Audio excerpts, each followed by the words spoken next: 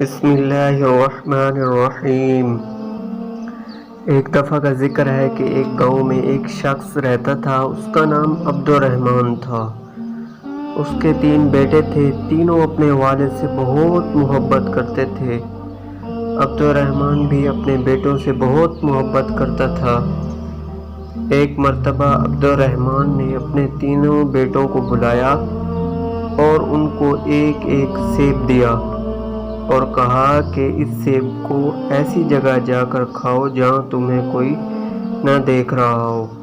کوئی ایسا کرنے میں کامیاب ہو گیا، میں اسے انعام دوں گا۔ تینوں بیٹے والد کو اللہ حافظ کہہ کر ان سے دعائیں لے کر گھر سے نکلے۔ دوسرے دن عبد الرحمن نے پھر بیٹوں کو بلایا اور باری باری سب سے پوچھا۔ سب سے پہلے بڑے بیٹے عبداللہ سے پوچھا، کیا تم اس کو ایسی جگہ کھانے میں کامیاب ہو گئے جہاں تمہیں کوئی نہ دیکھ رہا ہو؟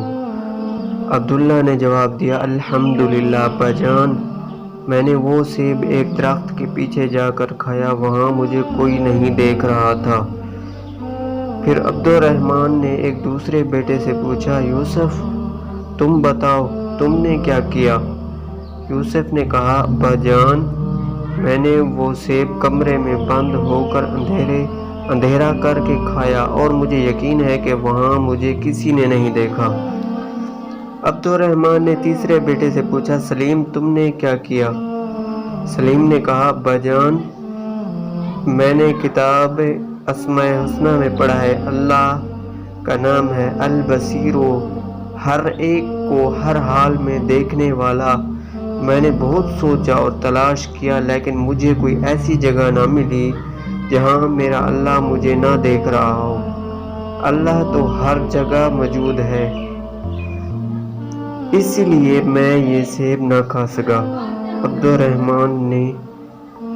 الرحمن اپنے سب سے چھوٹے بیٹے کی عقل مندی پر بہت خوش ہوا اور اس کو انعام دیا۔ پھر عبد الرحمن نے اپنے بیٹوں سے کہا، میرے پیارے بیٹوں، بے شک اللہ ہم سب کو ہر وقت ہر جگہ دیکھتا ہے، ہماری باتوں کو سنتا ہے، جو خیالات ہمارے دل میں آتے ہیں ان کو بھی وہ جانتا ہے، یعنی دلوں کے چھپے ہوئے رازوں کو بھی جانتا ہے۔ اللہ کی نافرمانی سے ہر وقت بچو اور اللہ کے سارے احکامات پر عمل کرو، جس پر اللہ تم سے راضی ہو جائے گا اور تمہیں دنیا میں راحت، سکون، اطمینان عطا کرے گا اور مرنے کے بعد ہمیشہ ہمیشہ کے لیے جنت میں داخل کرے گا، جہاں انسان جو چاہے گا وہ ہو جائے گا، انسان کے دل میں جو چاہت ہوگی وہ پوری ہو جائے گی۔ جنت میں ہم ایک پرندہ دیکھیں گے، اس کے کھانے کا جی چاہے گا تو فوراً بھون کر پلیٹ میں آ جائے گا، پھر اس کی ہڈیوں پر اللہ تعالیٰ دوبارہ گوشت اور پر اگا دیں گے اور وہ اڑ جائے گا، تو وہاں جنت میں مزے ہی مزے ہوں گے۔ اس کہانی کا مقصد یا اس واقعے کا مقصد آپ لوگوں کے اندر اللہ تعالیٰ کی پہچان آ جائے تاکہ آپ اللہ تعالیٰ کو ایک مانیں۔